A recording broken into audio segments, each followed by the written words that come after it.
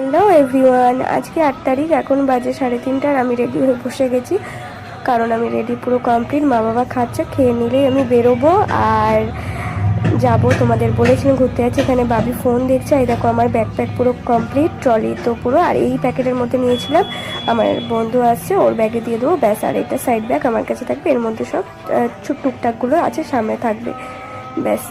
এই দেখো আমি অফিসে অলরেডি চলে এসেছি, এসে সবার এই দেখো সব প্যাকিং সব আছে। আর যাচ্ছি আমরা অফিস থেকে সবাই মিলে।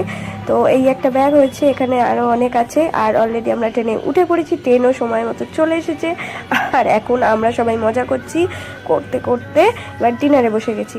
তো এটা হচ্ছে তো সুমন 2 সুমন আছে, এখানে আরও আছে সুভাষদার বউ আছে, দীপায়ন আছে, স্যার আছে, স্যারের বউ আছে, আর আর কে ছিল, হ্যাঁ স্যার বৌদির ভাই ছিল। আর এই যে আমরা ট্রেন থেকে পরের দিন নেমে, এটা 9 তারিখের ব্লগ, আমরা হোটেলে গেছিলাম খেতে দুপুরে, সকালের ব্রেকফাস্ট।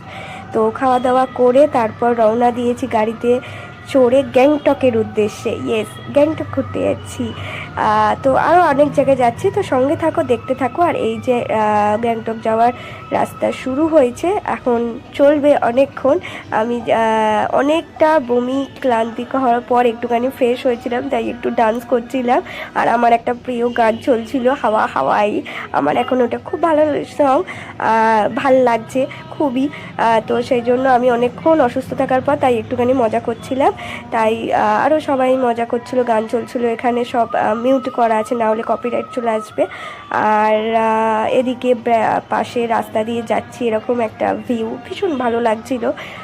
যদিও এখানকার রাস্তা, পরিবেশ সব কিছুই অসাধারণ। তোমরাও দেখতে থাকো, আরও অনেক অনেক ভালো দৃশ্য তোমাদের শেয়ার করতে পারবো। আর আমি মাঝে মাঝে করছিলাম, তো রাস্তা তো অনেক লং, সবটা করতে পারিনি, করলেও হয়তো দিতে পারবো না, কারণ আমি শর্টেই তো বেশি শেয়ার করি, সেই কারণে।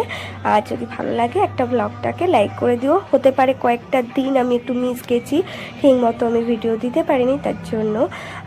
তো এটা সন্ধেবেলার ব্লগ। আমি সন্ধেবেলায় বেরিয়েছিলাম আমরা রেডি সেডি হয়ে এমজি মার্গের উদ্দেশ্যে। আর তখন আমরা এখানে দাঁড়িয়ে আছি যে আর কয়েকজন আসেনি, তাই জন্য।